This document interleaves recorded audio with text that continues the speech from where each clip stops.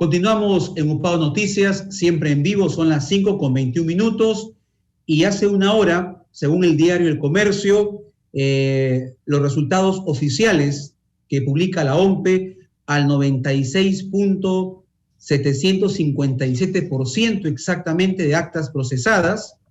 Repito, hace una hora hasta las 4:16, se mantenía en el primer lugar el profesor Pedro Castillo con 19.084%, le sigue la señora Keiko Fujimori con 13.364%, el señor Rafael López Aliaga con 11.684%, el señor Hernando de Soto con 11.628% y el señor Johnny Lescano con 9.108%.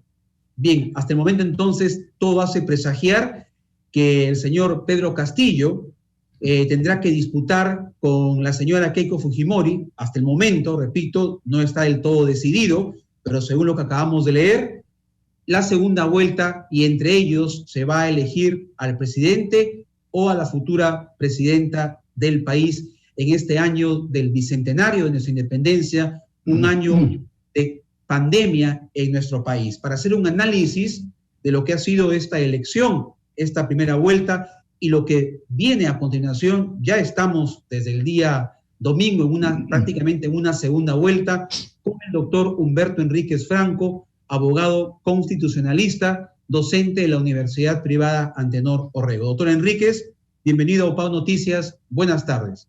Buenas tardes, Beto. Qué gusto poder conversar nuevamente, doctor.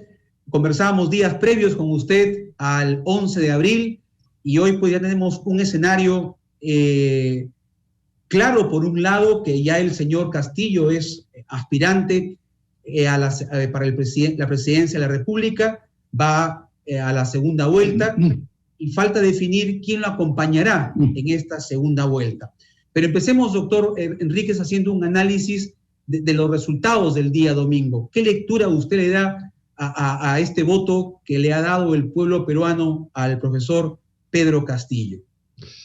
Mira, Beto, en primer lugar, yo debo decirte que estoy un poco preocupado, pero no sorprendido, porque ya hace un buen tiempo en el Perú, sin partidos políticos, sin liderazgos que conduzcan al electorado, cualquier cosa puede pasar. Entonces, sí hay una ligera preocupación, pero yo creo que el pueblo en esta oportunidad ha votado un poco más emocionalmente, ¿no? Hemos visto cómo esta pandemia ha deteriorado la economía en el país, se ha empujado a la pobreza más o menos 3 millones de personas y claro, entonces se explica como un voto de sorpresa, que expresa la preocupación misma de la población sobre lo que está pasando, ¿no? Ya en esta segunda vuelta yo creo que tiene que prevalecer más la razón sobre la emoción, ¿no? Doctor, se dice que usted coincide de repente con esta afirmación de que el resultado en esta primera vuelta que le da esta preferencia, este número de votos al profesor Pedro Castillo, es el resultado de una población que está pues resentida, de una población que viene durante muchos años soportando promesas de muchos candidatos, de muchos políticos, y que sabemos que hay una cruda realidad de extrema pobreza en la región andina. ¿Usted coincide con esas apreciaciones, que es una población peruana resentida y decepcionada de la clase política? Exactamente, es una población sin esperanzas. Entonces, ¿qué puedes esperar de esta población, de este electorado? Simplemente que ha tenido la gran oportunidad de decirle al país, bueno, acá estamos, vuelvan sus ojos a nosotros, que en realidad estamos no solamente ya en pobreza, sino en una situación extrema con todo lo que está sucediendo con la pandemia. Fíjate, Beto, si no tenemos ni vacunas, no tenemos oxígeno, no tenemos camas UCI, la gente se muere en la calle, no puede llegar ni siquiera a los hospitales. Es una situación de desesperación, por eso creo que es comprensible lo que ha sucedido en esta primera vuelta.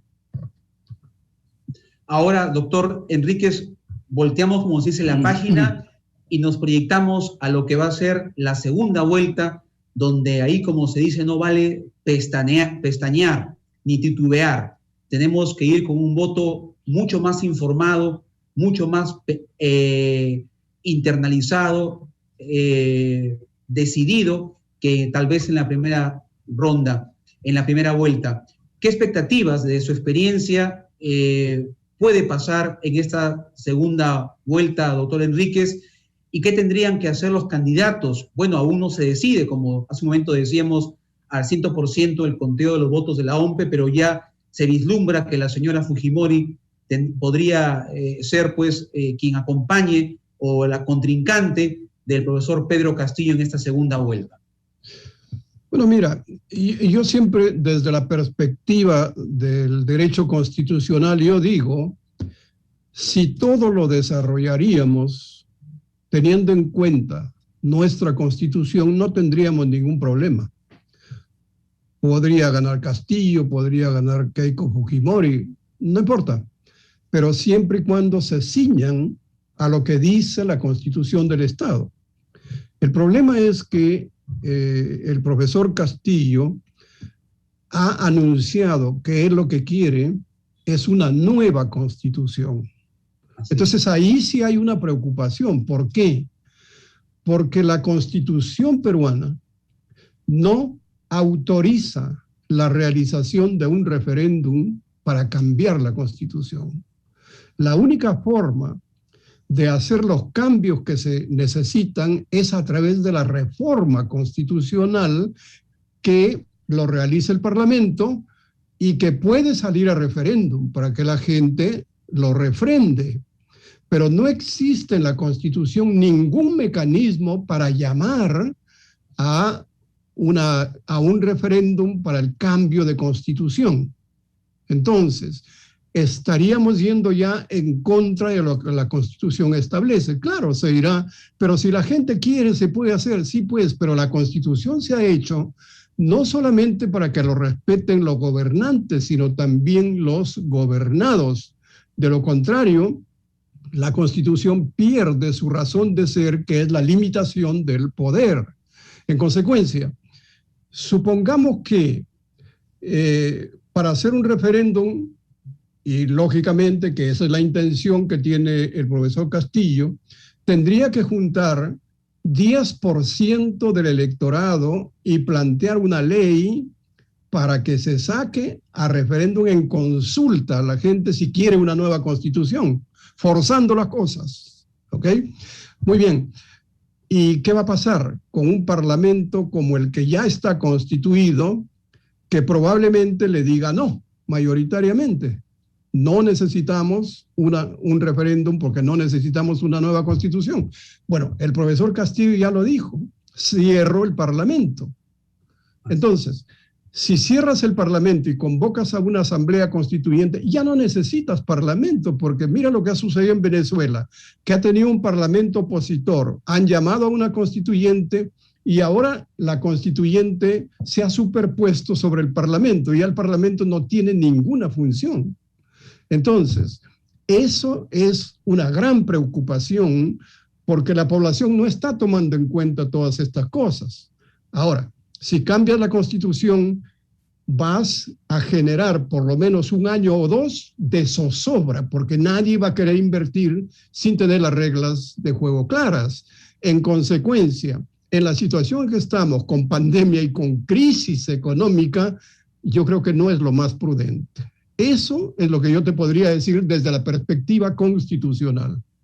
Sí, incluso, doctor, dada su experiencia como abogado constitucionalista, también una de las propuestas en su campaña de gobierno, en su campaña electoral, el profesor Pedro Castillo, además de lo que usted ya muy bien ha explicado, de disolver el Parlamento en caso pues se oponga o haya una situación que contradiga su voluntad, también dijo que podría desarticular el Tribunal Constitucional. y esto es muy grave para la democracia en nuestro país. Claro, es una arbitrariedad tremenda. Lo puede hacer porque con la fuerza todo se logra. Pero yo siempre digo que con la fuerza se vence, pero no se convence. Y que en política no se hace lo que uno quiere, sino lo que se puede. Hay que aprender a dialogar. Hay que aprender a llegar a consensos.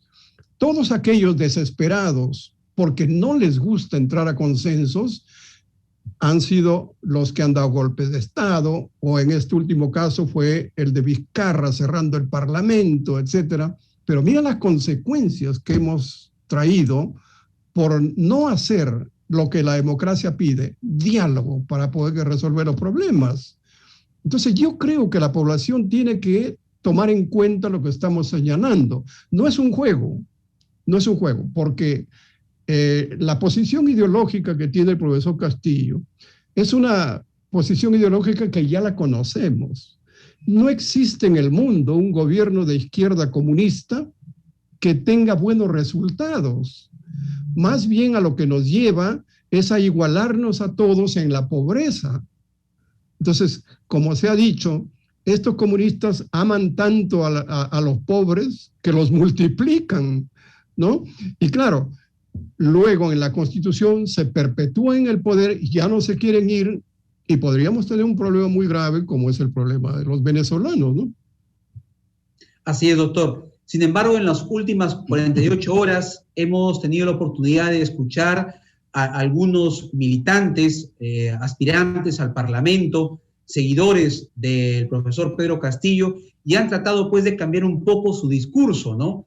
De ya no aparecer como esos abanderados de la izquierda radical en nuestro país, sino tratar de hoy en día aparecer como lo han dicho en algunos medios de comunicación, una izquierda socialista, obrera, más o menos, incluso lo han dicho, pareciéndose a lo que ha existido y existe en España.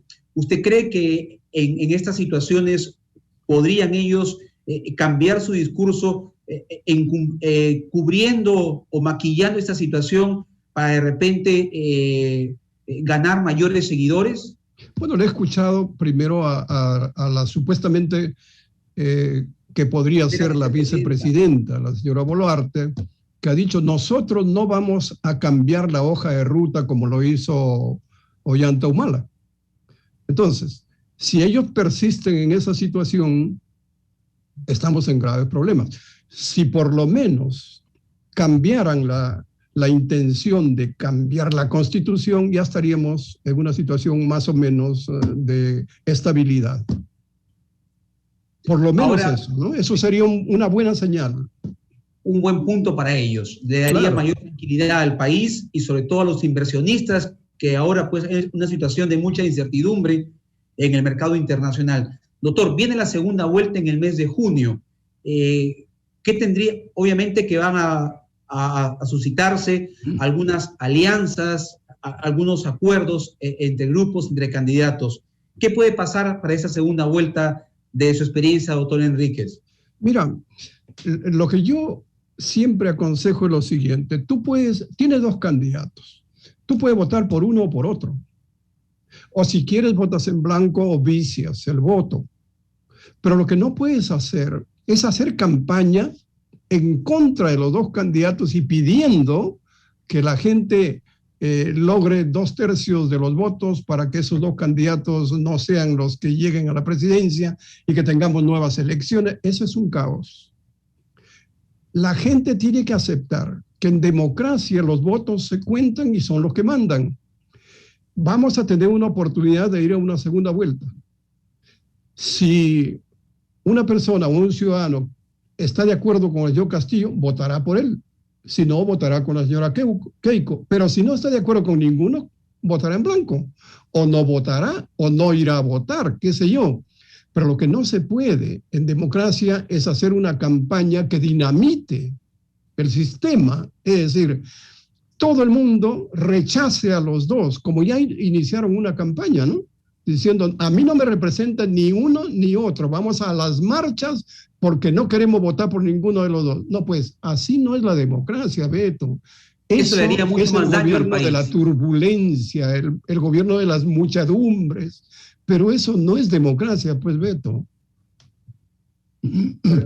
Perfecto, doctor, sí, y estamos de acuerdo en ello, y para eso estamos los medios de comunicación, para informar en base a hechos propios de una democracia, qué es lo que le resulta satisfactorio para el país, un país que, como ya le hemos dicho, está en estos momentos en una dura crisis sanitaria a consecuencia de esta pandemia. Como usted lo ha recalcado, no hay vacunas, hay urgencias por oxígeno, no hay camas UCI, las personas van hasta los hospitales pidiendo que se les abran las puertas para internar a sus familiares y tienen que esperar, o algunos hasta regresar a sus casas porque no hay ya espacio en los hospitales. Esa es la cruda realidad, doctor, y como usted dice, tenemos que aceptar la decisión popular y votar por uno de los dos. Palabras finales. Votar en blanco si no están de acuerdo, no hay problema en eso. El tema es que no intenten a través de las marchas forzar nuevamente a que renuncien los dos porque no me gusta tal o cual. No, pues la democracia y los votos han señalado uno u otro. Ya tendremos un presidente, sea hombre o sea mujer. Aceptar esa realidad. Aceptar muy bien, la realidad, Beto. Tenemos que hacernos nosotros responsables de nuestros votos. Así es. Muy bien, doctor Enríquez, como siempre, muchas gracias. Poder compartir esta experiencia ha sido muy interesante para poderle también dar esta información a nuestros televidentes e internautas. Doctor Enríquez, muy amable. Gracias. No, te agradezco mucho y sobre todo reconozco en ustedes esta gran tarea, esta gran misión de aclarar a la gente que lo que se viene no es fácil, no es una broma. Tenemos que asumir responsabilidades y pensando en el Perú. Así es, doctor. Lo que importa es nuestro país y tenemos que actuar como buenos ciudadanos para el bien de todos nosotros. Gracias, doctor Enríquez. Muchas gracias, Beto. Gracias a usted. Vamos a una pausa, 5:38. Regresamos con más información en UPAO Noticias.